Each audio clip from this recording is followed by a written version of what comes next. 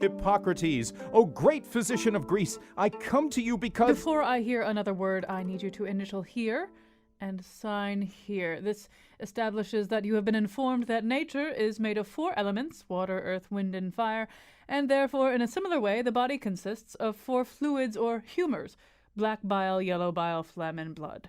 Okay, but why do I need to know that? It's just something the lawyers have me do. As you wish. You are the greatest physician in the world. Do you know that I discovered the rectum? How is that possible? Certainly people must have been aware of it. Oh, no. I mean, do you know the song I Discovered the Rectum? All of the kids are singing it these days. I am here to talk about my terrible headaches. I don't actually treat headaches. That would use too much of my time. Headaches are treated over there. Where those animals are? Monkey dogs. I buy them from a special breeder in northern Italy. I teach them how to treat headaches. I charge for supervising their work. For instance, hey, monkey dog, what did I say about climbing up on the patients? I also have chest infections. Now we're talking. I use a lead pipe to drain those abscesses. You'll be good as new. How much will that cost? 40,000 million drachmas. I cannot afford that. Okay, 10 drachmas. How did it come down so far? Because I have no idea what anything costs. It's a very complicated system. Excuse me. What did I say about biting? Only if they don't bring their copay. Bad monkey dog. What were we talking about? Cost. Oh, yes. Maybe I should run some tests on you. I just got this new machine. It's a water clock, hooked up to some gears, screws, rotary mills, a brass casting thing, a torsion catapult, a thing that makes steam, and a chart to find prime numbers. It's basically everything we know how to do. What does it test for? I have no idea. The salesman was very persuasive. He said all the doctors have one, and if I didn't, I'd lose my patients and die a pauper. Do me a favor, sit here and handle intake while I get the monkey dogs quieted down. And now he paid $500,000 to have an evil spirit removed from his stomach, and it turned out to be Alex Jones. Colin McEnroe. Bad monkey dog, we do not poop in the exam rooms! All right, Hippocrates having his own problems running his practice. I had no idea.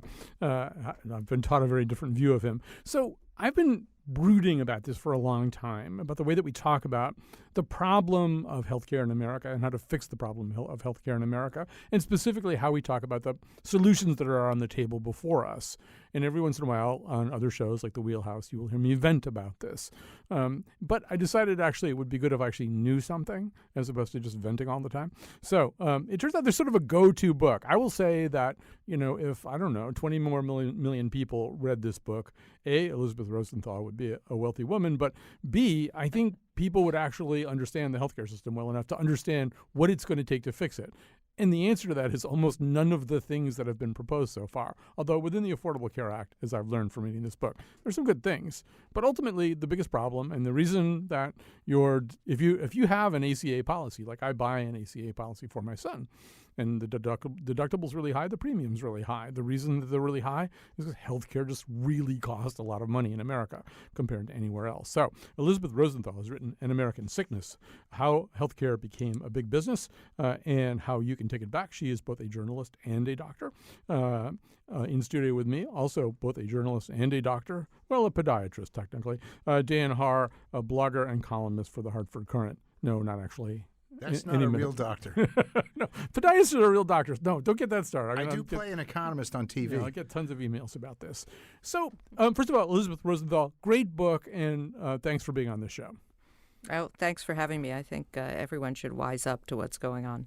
Right. So it's hard to know where to begin because there's so much ground to cover. I'm going to just sort of pick the thing that I keep telling people. So one of the things that we did with the Affordable Care Act is essentially double down, or at least not let go of the notion that the private markets were a good way to control costs, that if you basically invest the private insurance market with the ability to decide how much it's going to pay for an MRI or a fistula operation or the removal of a bunion, that the market, in a very Adam Smith way, will sort this out and come up with the lowest reasonable payment for it.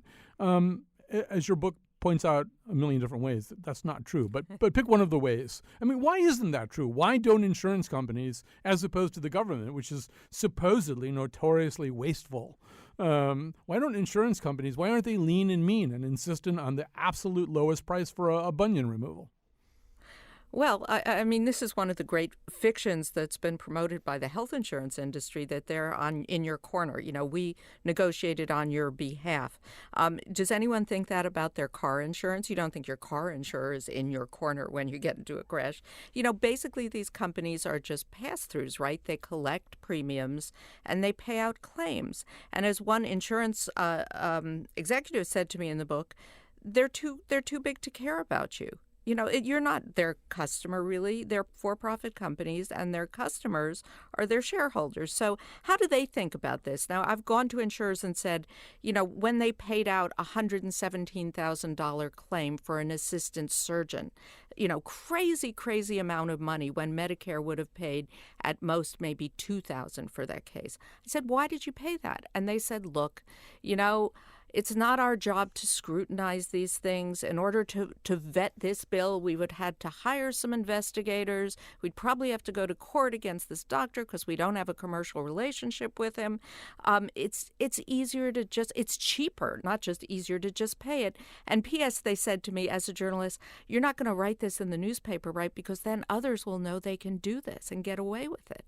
So, you know, false notion one is that your insurers will work hard on your behalf. They won't. And P.S., what the ACA did was, in a weird way, create a perverse incentive. You know, before, insurers sometimes were spending only 60% of the money they collected in premiums on claims. The ACA said you had to spend at least 80 or 85% to be an insurer. That was, in theory, a great thing. And the history of high-priced healthcare is the road to hell is paved in good intentions. You know, this sounded like a good idea. But guess what? If you're an insurer and you want to keep your revenues up for all those shareholders and those, you know, insurance execs who, as we know, are sometimes paid $30-40 million a year, how do you keep your revenues up if you used to be spending 60% and now you used to be keeping 40% and now you can only keep 20%? Well, the answer is you increase the pie. You pay out more claims so that you can keep a bigger amount of money. So, you know, if you're a good-hearted insurer who's caring just about your patients, you don't do that. But these guys are in business.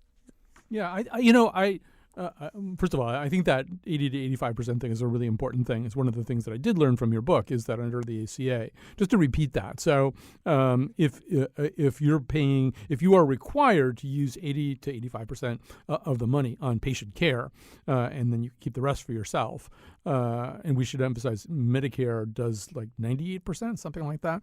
Yeah. So 96, 97. Somewhere in there. Okay. So all you have to do is spend 80 to 85% of the money that comes in. It's got to go out for patient care.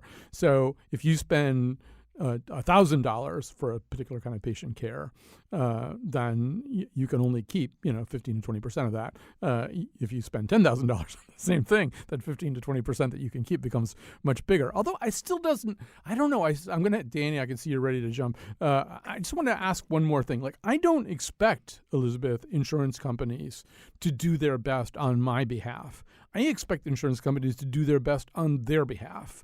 And just to use your analogy, if my auto insurance company, was told by the body shop that replacing my bumper was going to cost $35,000, they just wouldn't pay it. They'd say, that's not what bumpers cost. Bumpers don't cost $35,000. Give us another price. Yeah, so that's the problem, though. We don't have standards of what anything should cost in medicine, so it's very hard for them to go back and say, this is way. I mean, look at the variation in the price of a vitamin D test within New York, $7 to $700. If you're an insurer, what are you going to say? Well, it can be all over.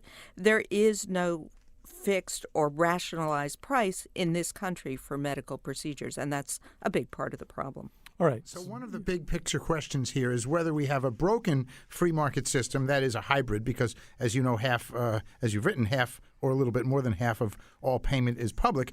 But the half that's not public and the half of the public that's influenced by the private market, is it broken, or is it just simply inherently not possible to make it work? Because I see in this discussion a little bit of both. Elizabeth? Yeah, I think it to me, it is very hard to make a market-based system work without some kind of price regulation, negotiation at a large-scale level, and rationalization. And I think we've learned that from countries all over the world. And, other countries, we like to say, oh, everything else is socialized medicine.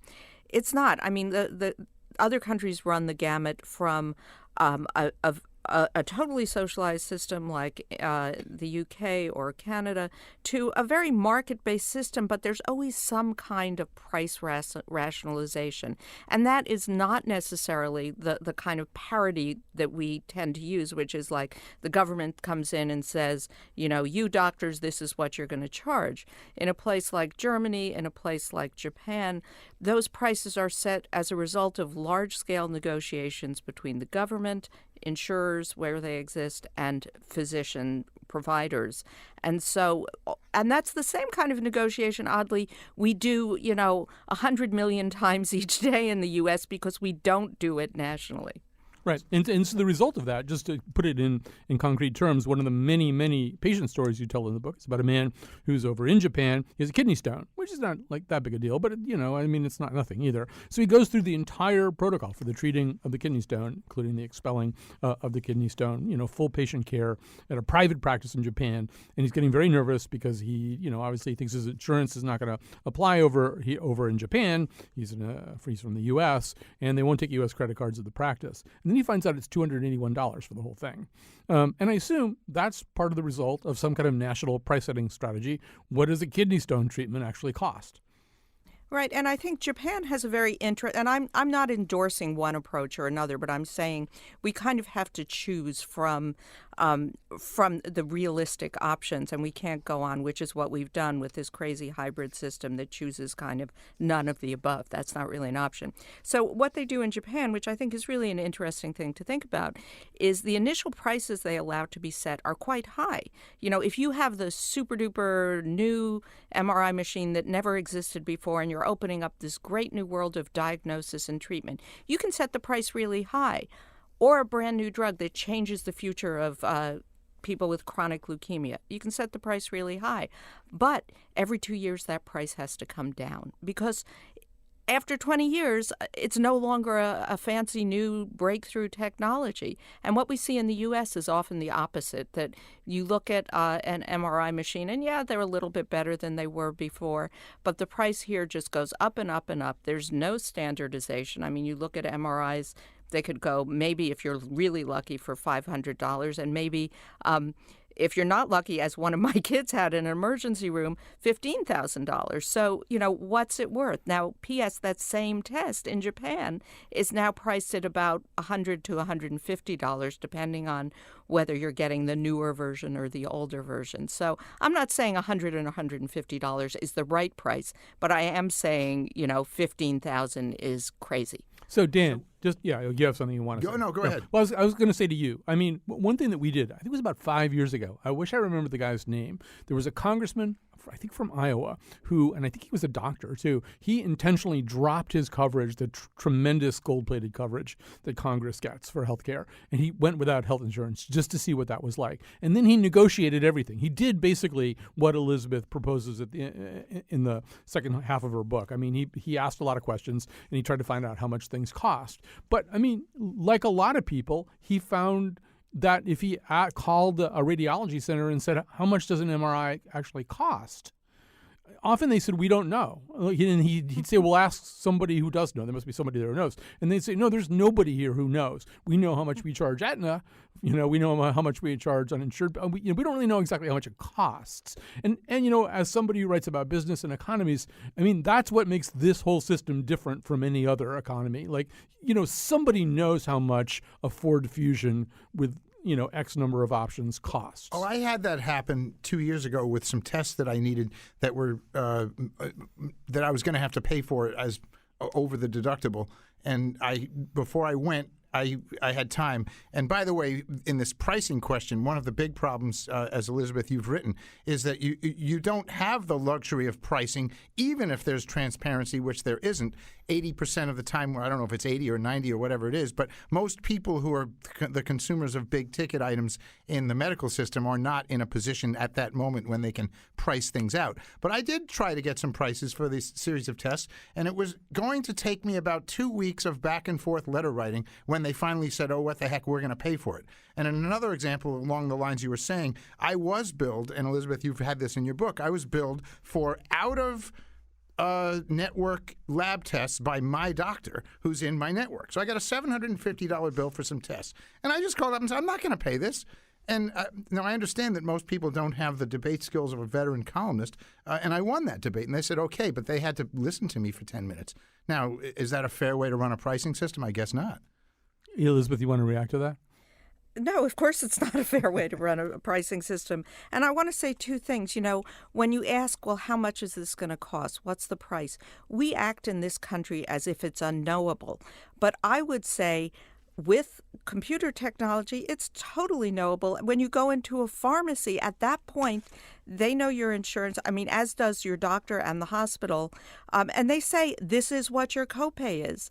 They could know that at your doctor's office just as easily, or at the hospital just as easily. It is knowable, and as proof of that, you know, in Australia, it's considered when a patient goes in for an elective surgery to know exactly what the total charges are and what your patient responsibility is. These things are knowable, but because of the way the market works, it's better for many providers not to let us know them. And it's kind of, you know, and everyone points fingers at everybody else. And I understand it's kind of it's a collective problem, because the doctors say, we can't tell you because we don't know what the insurers will pay. And the insurance say, well, it depends on your employer, not on us. It's, you know, how your policy works, where they've set the deductible.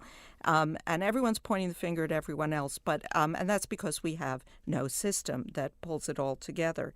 So I think, yes, you know, it is a terrible burden to put on patients to expect anyone to spend 2 weeks on the phone, you know, trying to figure out, hey, I'm going in for a colonoscopy. How much is that going to cost? Is my anesthesiologist going to be in network, or am I going to be stuck with a crazy bill? What I answer is twofold, is that, first of all, where you can, you should ask, because not all of medicine is an emergency. Some of it is elective. And where you can, you should ask. First of all, that will ensure and help you get lower prices, because you can say, hey, doc, as I do to my doctor now, I know you want to send out a lab test, but send it to these two labs because they're in network. I don't, and I'll give my doctor the place to send the lab, because I'll get the $7 test instead of the $700 one, because most doctors' computers now are programmed to send it to their hospital, which is likely going to be the most expensive lab and may not be in network. The second thing is, if you don't ask, you know, you end up in these crazy positions of some of the patients in the book where, you know, we can say, oh, it's really hard to ask, but there's one woman in the book who's, as she's being rolled into the operating room for an emergency appendectomy, someone from the business office comes up and says, you know, we need a credit card for a deposit. And she's like, you know, I'm in a gown. I don't have clothes, the IV. I don't have a credit card with me. And they're like, I'm sorry, you know, we can't proceed with the surgery until we get a credit card. Is there someone you can call? And she says, well, I don't have a cell phone. And they're like, oh, we'll get you a cell phone. And she, insanely, as she's being wheeled in for an emergency appendectomy, is calling a friend to get a credit card number for a deposit. So I feel like, okay, if we don't start where we can pushing back against this stuff, we're going to be the ones lying on the stretcher, you know, being held hostage. Right. And I mean, you know, in terms of the colonoscopy, I mean, if you were going to buy a car, you'd probably look at 4 or 5 different cars. You might drive around to different dealerships and do test drives and have conversations and price things out. In fact, just pricing out a colonoscopy by phone, if you can get any straight answers out of anybody, is less of a burden. Danny, what is it you want to say? So to your big picture question about the business model, it seems to me that we have this $6 trillion. We just passed $10,000 for every man, woman, and child, I think, last year, according to CMS. But we have this machine, and we can't afford to use it. In other words, if everybody got everything that they wanted, we couldn't be able to afford to use it. Even if the rational prices dropped from $3.6 trillion down to $2 trillion, which is where they ought to be if you take out the excess cost, we still couldn't basically afford to use it. So it seems to me that there is some mechanism of gatekeeping in every national system or every hybrid system. In England, they have to wait a long time for any elective surgery. There's a system of gatekeeping here that the insurance companies are providing, albeit in a sort of a ham-handed way. Is that not something that is providing a service that's worth X percent, 15 or 20%, depending on what it is? I don't know. I doubt it's worth that much, but there's some value to the idea of figuring out rationally who can have what, because absent any mechanism to keep the gate, it'll go amok on the demand side. Is that not the case? Personally, I don't think so, because I think the insurance companies are not very good gatekeepers. It's the one recourse they have. I hear now from physicians who are being asked to get pre-approvals for 300-year-old drugs that their patients have been on for 20 years. I think it's like, as you said, it's ham-handed. And I would take issue with the fact that we can't afford to give people everything they want. I think people are very poor consumers of health care, and doctors order way too much for most patients. Look, my mom goes to the doctor, and she'll come back and go, it was a really good visit, but she didn't even order any blood tests. Well, it's because she doesn't need any blood tests, right? And this is where I say patients have to change their ideas too. Our system is primed to order things and to order expensive things. My daughter goes into an emergency room, and this is a true story, in college, with some stomach pain. She gets, CAT scan, sonogram, MRI, total of $50,000 for stomach pain. She was back taking a final in 6 hours. That's crazy. And she didn't ask to have those things. And frankly, as the person paying those bills, if someone said to me, we're going to order these 3 things, I would have, and we're going to charge you, $9,000, $12,000, and $15,000 for them, even though I'm not paying, I would say, forget it. That's a nutty. So the notion that we can't give people what they want, I don't think it's what they want necessarily. I think it's what our system is primed to provide. So if you look at knee and hip replacements, for example, I think getting down the price, these are really good procedures, and people often need them. But they often get them too soon in this country, and too often. I mean, the latest studies show, and this is not for knee replacement, but for arthroscopic surgery, that doesn't work. And yet we do it so often in this country. I mean, I don't know anyone who hasn't had arthroscopic surgery. I'm a runner, middle-aged, and the studies show that it really doesn't help, and yet everyone gets it. Actually, I should say I'm somebody who was told 12 years ago that I had to get a knee replacement, or at least that I had the kind of knees that just basically get replaced. I still haven't had them replaced, but I thought one of the more chilling or interesting moments in your book, Elizabeth, or one of the descriptions, you were talking about some of these joints, which artificial joints, and what they cost, and it's $25,000, $30,000, $35,000. And just as a little aside, you mentioned that in many instances, the salespeople for these things, who are paid by commission, they're not necessarily absorbed into the overall cost of the company. If they open the wrong size one, they have to be obviously packaged in a very sterile way. If they open the wrong size one by mistake, they're docked like $200 because they don't really cost $35,000. Right, there's no market for these things, and I think if you look at a hospital bill from Belgium, these things are priced $3,000 to $5,000, which is still probably they're still making a good profit on that. But so because how do you choose your artificial joint? Well, you don't choose it. Your doctor says this is what you should get. And how does your doctor choose that? What you find is often when you peel back the layers, artificial joints the doctors are very brand loyal. Like it's like switching from a Mac to a PC. It's hard to switch from one joint to another. And those loyalties are cultivated from residency on. So one hospital will be a Stryker hospital, another will be a Biomet hospital. And you learn on that joint, you get to know the reps, you want that joint. Those joints have to be put in on tables that are compatible with those joints. And, these are highly exacting procedures, so you want your legs to be even after you have your joint replacement. To the point, though, where a salesman or a joint rep is even in the OR when you get that joint put in. So, where's the market working there? It's a highly, highly, highly distorted market.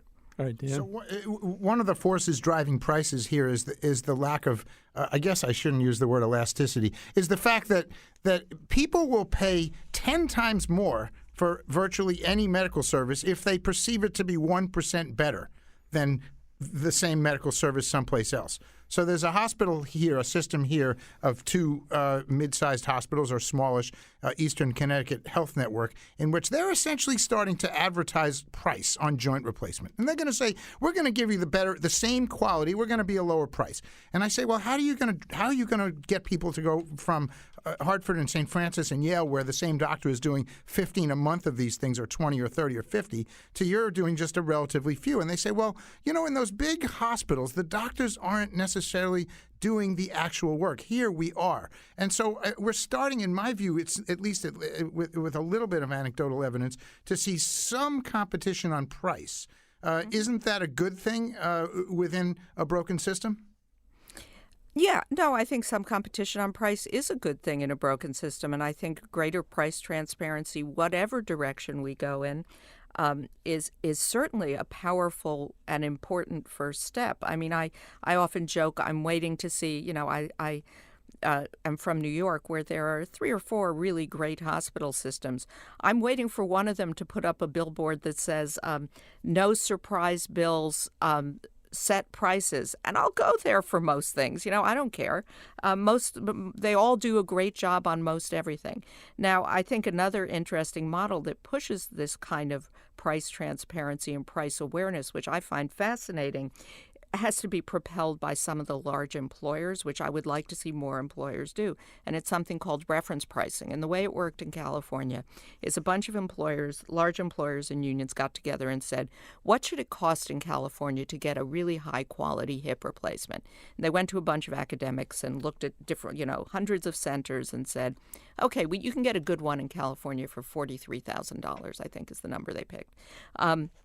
And then they said to their employees or their union members, okay, if you pick a center that comes under this number, we're going to pay for it. Your insurance will cover it. If you go to a center that picks over this number, you're going to start paying out of pocket. And guess what? 2 really interesting things happened. The first one you would predict, which is, patients started looking around and saying which one will come in under this price. The second thing, which is even more interesting to me, is hospitals had to, because of the force of these hundreds of thousands of employees, hospitals had to come to the table with that price. And the really, really interesting thing is a lot of hospitals that were charging over $100,000, which a lot of hospitals do for hip and knee replacements, said, okay, we can do it for that.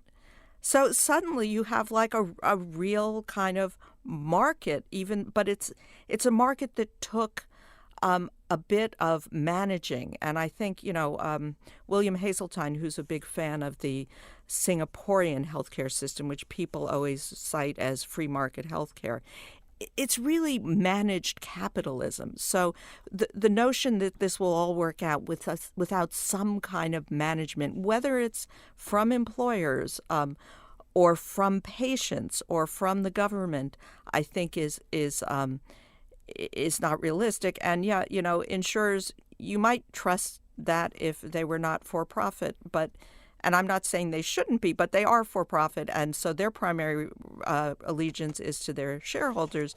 And if people want to know why their premiums and deductibles are going up, as you said, and this is not just within the ACA, it's happening for those of us with private insurance as well, it's because the prices are going up, and because the insurers, when the prices go up, what's their first line of their first response, if they can, it's to just pass on those increases to the patients in the Right. form of premiums and deductibles. And I we mean, need to pause there just because I'm way, way, way past the time we need to take a break here. I just do want to quickly say one thing that I learned from the book American Sickness, whose author Elizabeth Rosenthal you're listening to right now, American Sickness: How Healthcare Became Big Business and How You Can Take It Back. One of the things I learned about Singapore is I think they have a government website where they just publish what things cost everywhere. Like, and you can just go on their website and find out how much things are, like in various places too. Anyway, we have to take a quick break. We'll be back with more of Elizabeth Rosenthal and Dan Haar after this.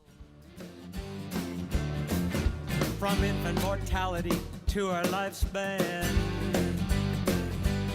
we're 37th in the world. I think we need a better plan.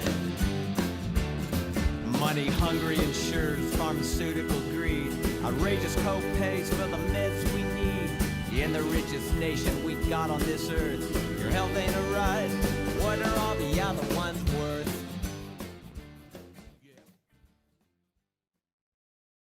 All right, so we're talking to Elizabeth Rosenthal, who's the author of An American Sickness: How Healthcare Became Big Business and How You Can Take It Back. She's both a journalist and an MD.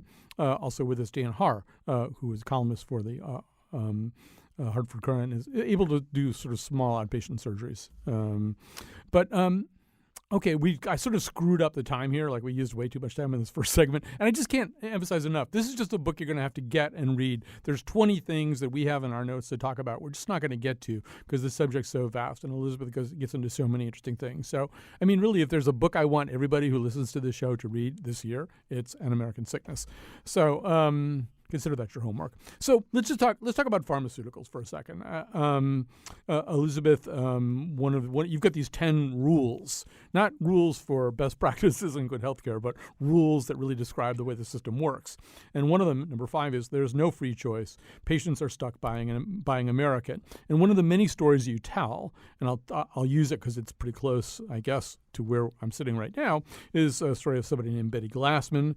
She was paying $22,000 a year for a breast cancer drug that Britain's National Health Services says should cost $1,600, not $22,000. She was actually getting a trio of drugs. Her insurer was being billed $24,000 for that trio. Her deductible and copay per cycle in 2 different rounds was around $3,500. Italian researchers say that trio of drugs should cost $750 per cycle, not $24,000, and not a deductible plus copay of $3,500. So, I mean, this is not new news that drugs in America cost this insane amount of money, even compared to how much those same drugs cost in other countries and other markets. But, I mean, what did you learn about this? What did you learn about this that helped you understand what's going on here?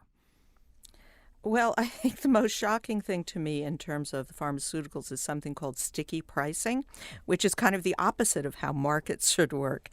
Basically, what you see, and the example I like of this is in the drugs for multiple sclerosis, which are fabulous. They've really improved people's lives. You know, people who used to be wheelchair bound at a certain point of life now lead productive lives. It's still a difficult, debilitating disease, but it's really, really changed people's lives. So these drugs, there are a whole bunch of them, and every few years a new one comes into the market.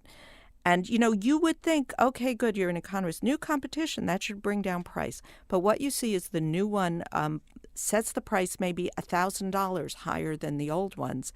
And guess what? What happens is all the old ones see, oh, they're getting away with that. And they all raise their price to that sticky high price.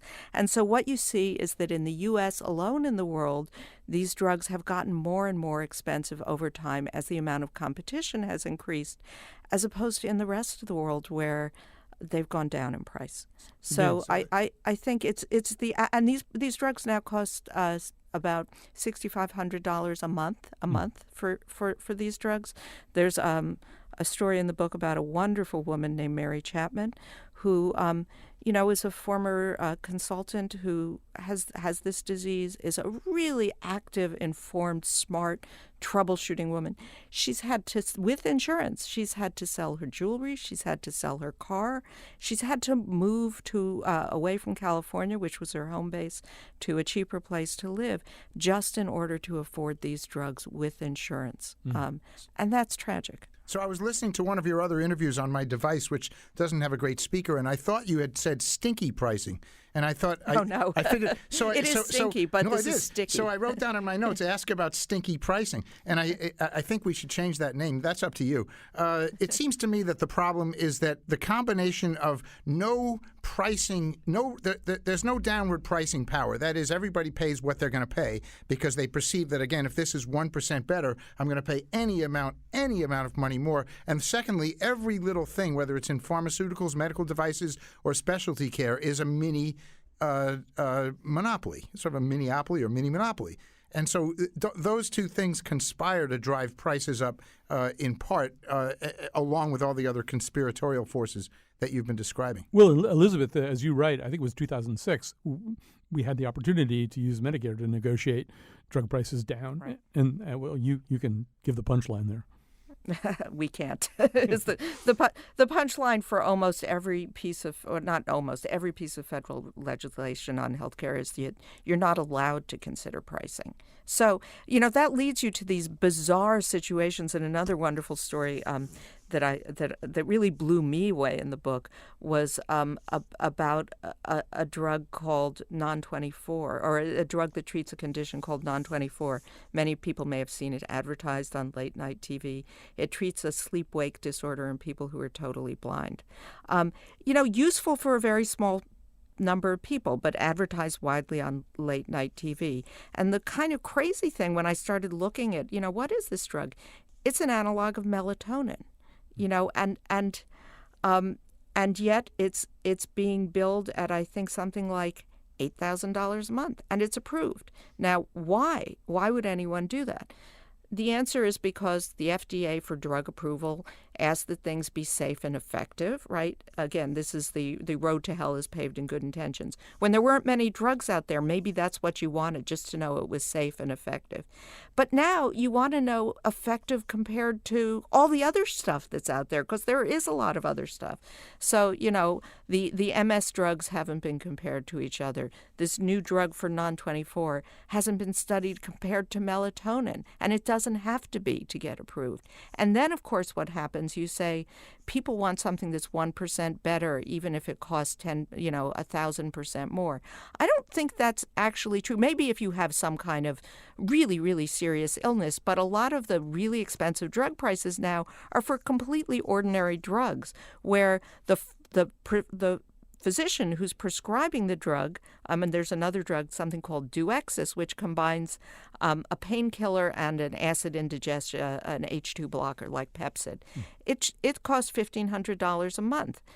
Why would anyone prescribe that? And what happens is the drug salesman goes to the doctor's office and says, I've got this great new thing. A lot of people who are on ibuprofen have stomach upset. So we put together the ibuprofen with an H2 blocker, and it'll make your patients happy. And the doctor thinks, yeah, that makes sense. Sure, why not? And the doctor doesn't know to ask, well, how much is it going to cost? Right. Plus, and they buy them lunch.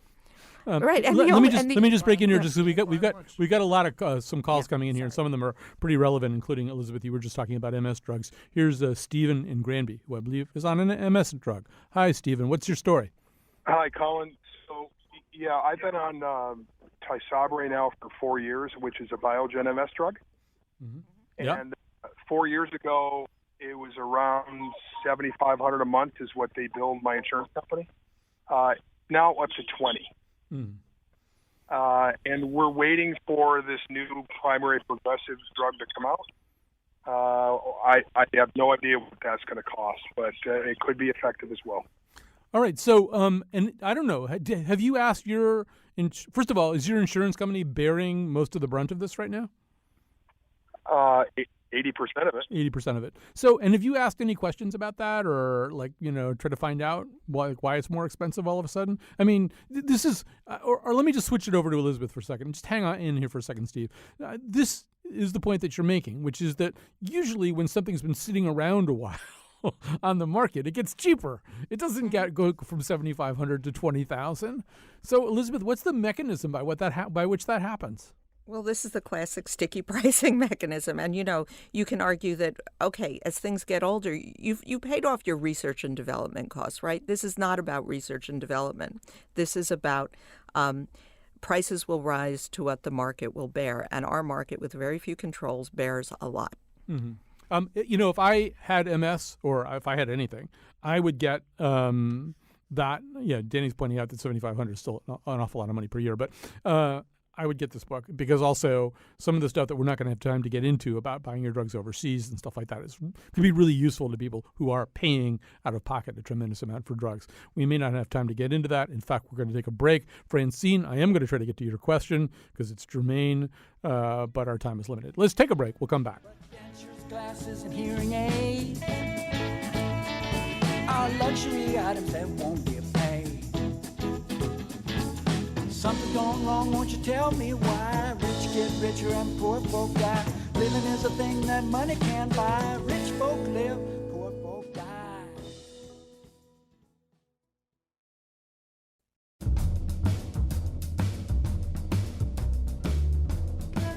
The World Health Organization ranks the U.S. 37th in overall health system performance.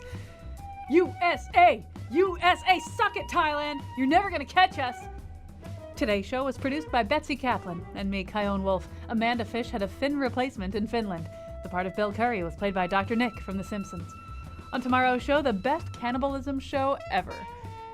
And now, back to Colin. It is going to be the best cannibalism show ever, but I don't have time to talk about it. So Dan Haar's with us in studio from the Hartford Courant. Elizabeth Rosenthal's with us, her book, An American Sickness, How Healthcare Became Big Business and How You Can Take It Back. I do want to say something, if we haven't said it already, and it's in the epilogue to Elizabeth's book, which is, this isn't to say that there aren't tremendous medical professionals out there who really do care a lot about patient care and feel every bit as trapped in an ugly and exploitive system as the patients do, because there's plenty of them. In fact, I'm going to see my skin doctor this afternoon. He's very old school. He's like, I think he's intentionally tried not to get sucked into the system, so he's an individual practitioner. Last time I was there, they did not still have a credit card reader. So there you go. And I do feel as though one measure of reading your book, Elizabeth, I have that doubled down. If you go to some medical professional who seems to have like a hot, new, exciting piece of equipment, a brand new one every time you go in, that should worry you a little bit, I think. Yeah, I think, and it's really important to say that the answer isn't have this adversarial relationship with your primary care doctor. To me, it's much more you partner with that person who cares about your costs, obviously. A lot of patients, one surgeon said to me, who's come around to really thinking about this subject, he's a general surgeon. He said, I took out this guy's appendix and realized I'd bankrupted his family because the hospital charged $30,000 for a 24-hour stay. So, doctors don't feel good about this. They want to work with you on this. It's just they feel as trapped in this system and as resentful of this system as any patient. And, patients deal with it when they're sick. Doctors deal with the craziness, the paperwork, the pre-approvals, the denials 24/7. So, but I do ask my physician now if I need to get an x-ray. Send me to the cheapest facility near here that is reliable. He knows that, I don't. And he's willing to partner with me in that. And at first, when you ask that question, they won't know. But after a while, they learn. And I want my doctor to say to the guy who's charging $2,000 for a wrist x-ray, hey, I'm not sending my patients to you anymore because you're ripping them off.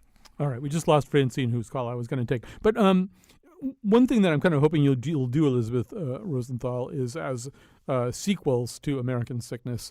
I think you need American Sickness Mental and American Sickness Dental. Your book is tremendous, but like the whole mental health industry and the whole pharmacopoeia for mental health is a really problematic area. And then dentistry, which really affects overall health too. Sarah Silverman says death comes in through the gums. That's a place where people, because insurance isn't anywhere as comprehensive, they really do wind up paying a lot out of pocket. But I don't know that we understand that any better than we understand the rest. No, and I think some of the really big issues in our aging population have to do with dentistry, hearing aids, which we don't support, and mental health, which we don't support. So, there's a lot that isn't said in this book. I'm just trying to focus on the real core issues that we face from birth to death, basically. All right, so I'm going to hand you kind of a limited power, each one of you, kind of limited power magic wand. let's say you can't wave the magic wand and get anything you want. Like, let's say you can't get single-payer health insurance for the United States, but you could get something maybe a little bit short of that, or you can get some significant modifications of the system. And Elizabeth, I'll let you start. What would you hope, using your magic wand, you might be able to get to make this better? What would be a really good big fix? Well, I'm a journalist, so I can't tell you too much about my own preferences, but I think since both parties have now said we've got to do something about high drug prices, and there have been bipartisan bills both to allow Medicare to negotiate drug prices and to allow prescription drug imports from Canada, both of which would help, neither of which would solve the problem. We should all be looking at our congressmen and senators to why they keep holding hearings and not being able to pass a bill that will address this really fundamental problem. Okay, Dan? I'd like to see a conversation in the nation about the quality of personal care for health and its connection to the cost of American health care. I don't necessarily agree that we're number 37 in delivery of quality services. We're number 37 in outcome per dollar spent. And some of the responsibility belongs to the healthcare consumer. And I think that there's so much screwed up in the system that the healthcare consumer has to put up with that that's really the public policy issue. But there's also a personal component of this. People don't take care of themselves. Elizabeth, single-payer Medicare for all, whatever you want to call it, is a dream a lot of us have had for a long time. It's a very tough thing to achieve. But I wonder what you see as the obstacles to the so-called public option. So this differs from single payer in the sense that you could continue to get your health care from Anthem Blue Cross or from Cigna or Aetna or whoever you get it from right now, but there would also be an available government program that was run more or less the way Medicare is run, and that it would compete with these private entities. Like, I know why we don't have that, because the private entities don't want to compete with that, but is that the reason we can't have it? I mean, is that so far out of reach? Well, I think the reason it is because obviously lobbying and the business of healthcare has a tremendous influence here in Washington, where I sit now. And who's representing the patient's interests? Nobody, really. So I think part of why I wrote this book is to make patients aware that they need to raise their voices, they need to become healthcare voters, and they need to say this is what we need, because right now what happens in D.C. is, yes, there was this public option on the table for the ACA. You couldn't get the ACA passed with that because of lobbying pressure. So who counteracts that? Voters with their votes and their voices, and we've been pretty silent. We've been pretty complacent about how we want this system to work for us. And it was partly because for many years, those of us who were lucky enough to have insurance didn't pay the costs, right?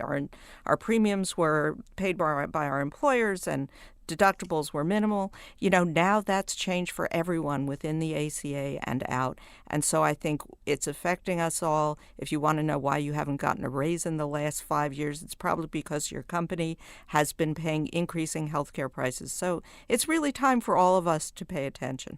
I can give you 45 seconds. So a corollary to that is the fact that we don't have a debate about cost. In this conversation, we've been talking a lot about cost and a lot about allocating the price as it is.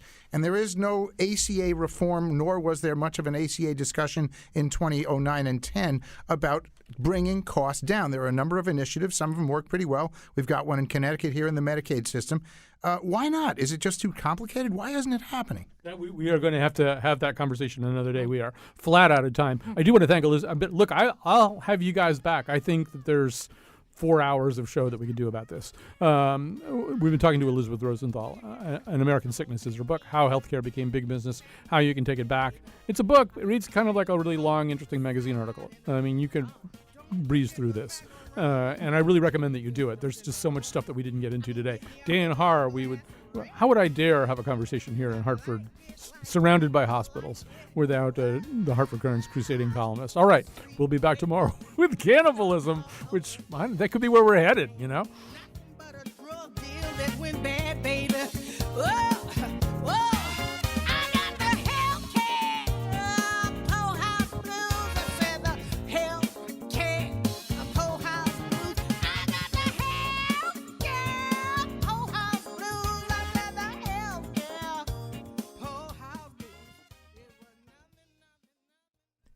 Hi, I think I have the flu, and I'm calling to find out about my coverage. Well, reviewing your account looks like laughter is going to be your best medicine. I'm sorry, but it looks like you're only covered for snickers and giggles.